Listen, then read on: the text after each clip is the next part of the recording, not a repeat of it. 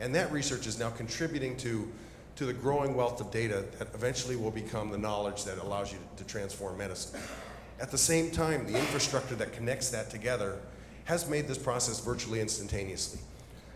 Historically, if I can go back to the point where I had a card that basically allowed me to do Xeroxing, I would go to the library, pull up the latest journal, or I would order that journal from a mail order service or even a fairly primitive internet at the time, and you'd wait 2 or 3 weeks before you get that piece of paper back.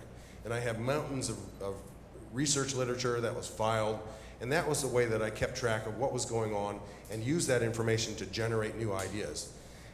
Nobody would tolerate that today. What goes on today is you look for that piece of information, you analyze it within the next 5 minutes, and you go on to the next piece of information, and you're essentially internet surfing with science and trying to use that as a way of identifying new trends, ideas, and what's going on.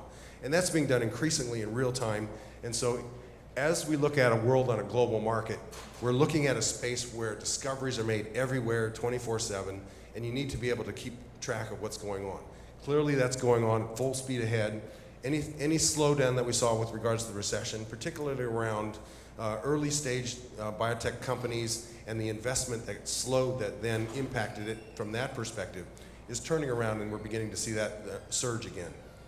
Similarly, as we look at things like commercial side, pharmaceutical CRM, it's going to the cloud, Salesforce.com, 100%. Those things are basically full bore. I have a few extra slides if we have time that I'll go into detail on some of the underlying drivers on how we look at that. But it's very clear that there's some very strong trends that are moving this industry forward, and they're leveraging technology. Mobile is one space that's going to get interesting. Everybody talks about it, they're interested in where it's happening, and the question in my mind is, where does it deliver value? You know, everybody wants to have an iPad. One of the classic examples around that was one of the large farmers bought, I think 50, 100, maybe 200 iPads for use by their sales and marketing team. And then they looked down and said, we don't have any applications to put on this that actually help us.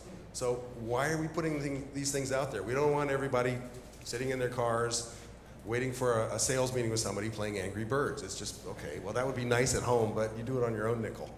So what happened was all those iPads ended up on the shelf. So at this point, you need to have the application deliver value. And that's true whether it's a smartphone, whether it's an iPad. And in the case of the pharmaceutical industry, there's a lot of different segments which can utilize these technologies and tools to advance the business. Clearly on the sales and marketing side, when you're in front of a doctor and you've only got 72 seconds to deliver your speech, get a signature, and then get ushered out the door, you'd better deliver the best amount of information available at the time. And an iPad that comes up instantaneously that can show the particular key points you want to get across as a pharmaceutical sales rep, you can do that more effectively. And then, oh, by the way, there's that dazzle factor that the doctor kind of likes. You pulled out an iPad, it's got cool colored graphics, and you're sitting there just flipping back and forth intuitively. And you might get a few extra seconds from the doctor because of that. Or it might go into the discussion of, oh, well, how well are you doing on Angry Birds? In terms of the way in which solutions are going to get delivered, the pharmaceutical companies at this point are fundamentally shifting away from owning things. They don't necessarily want to own software applications. And this is going to be particularly important in a world where the industry is now going to break into two different areas. And this is one of the predictions that I've been making for the last several years. There are going to be the very large mega pharmaceutical organizations, the Merck Shearings, the Pfizer Wyeth, et cetera, that have a huge amount of mass and can basically do everything and do it over a variety of therapeutic areas. At the same time, the market is actually going to be shifting because the big companies have gotten big because they bought all these guys in the middle. And at the end of the day, the future of the industry comes in the discovery side. And so that's going to be these little small biotechs who, because of the complexity of the financial markets, need to advance their solutions as far as they possibly can before they actually lose control of it and sell out. And in order for them, when they do that, they'll get the best return. And in order for them to do that, they need access to tools that historically they couldn't afford. Clinical trial software, EDC, et cetera, can be very expensive, can be very large, and they only need it for the very limited number of trials that they are doing. You know, they're typically one-product companies. And when they're done with that, or when they're waiting for the FDA, they want to be able to turn that off. And the way that they do that is hosted in software as a service solutions. I know Take has safety in a box as an example of that. So in that regard, you buy it when you need it, you let go of it when it's done, and this provides a huge opportunity both in terms of small companies being able to advance things further, increase their valuations, and at the same time open up a very large market for a large number of vendors needing smaller solutions that they can just run on demand. And that's going to be the future of the way in which software is being delivered. Historically, people talked about putting things behind the firewall.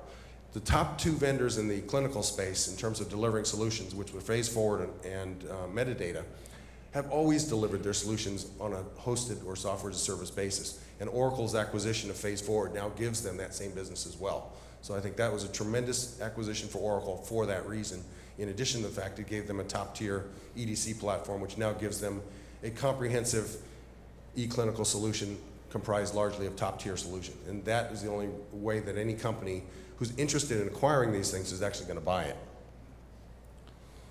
So I won't go through all of these. Data integration, clearly at the end of the day, this is sort of the topic of this afternoon, actionable analytics. You've got a ton of information within the organization. You need to use it effectively in order for the organization to succeed. If you can help based on information to increase the likelihood of making a successful outcome, of advancing an effort, of killing something that's going to waste a lot of time, you're saving money, improving operational efficiency. And that's the near-term benefits of basically exploiting your data to the greatest level that you possibly can in real time.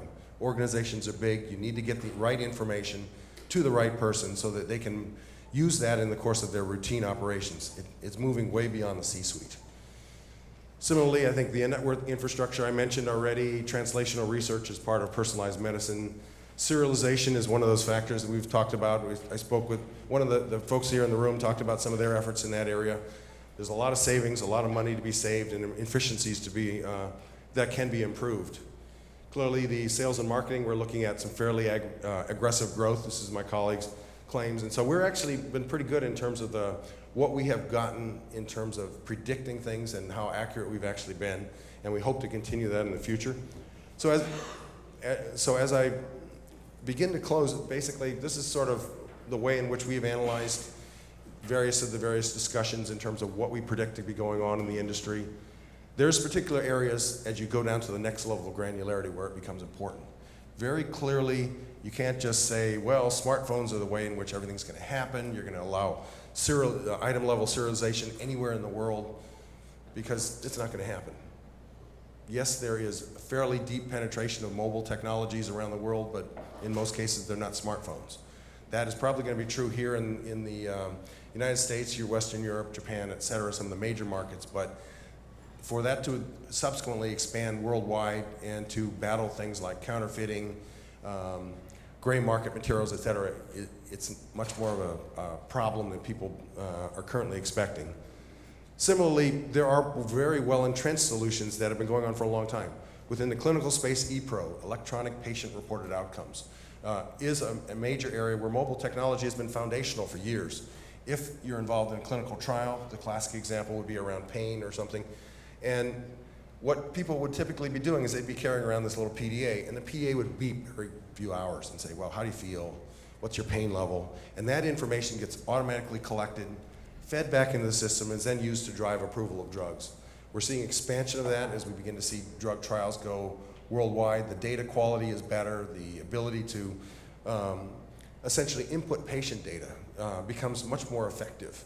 The classic example around the way in which patients were reporting data into clinical trials was, okay, I got a doctor visit.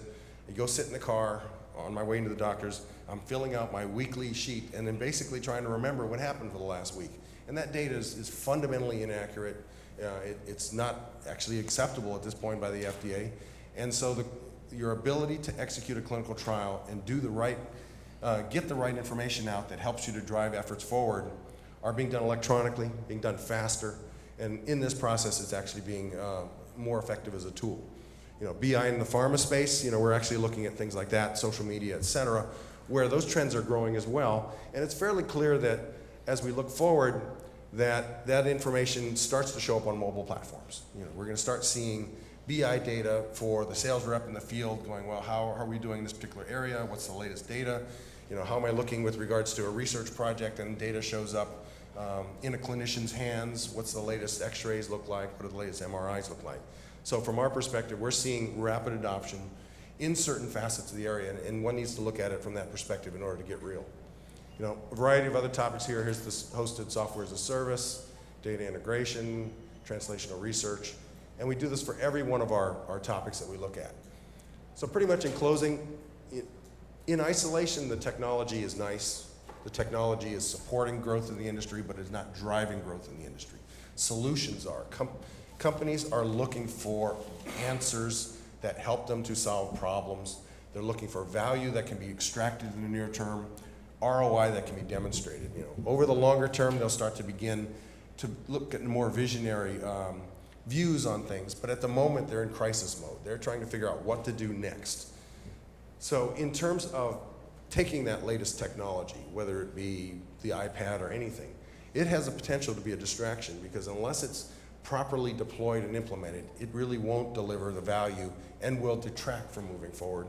And finally, you know, the key, I think, as a lot of companies that are now looking to create strategic partnerships and to really build a better view on what's going forward, you know, the key to smarter innovation, both from the pharmaceuticals perspective as well as the growing role of service providers in helping that to happen, is clearly building a foundational strategic vision, knowing where you're going forward, understanding the big picture, and helping that to drive to innovative solutions that are clearly going to happen over the longer term.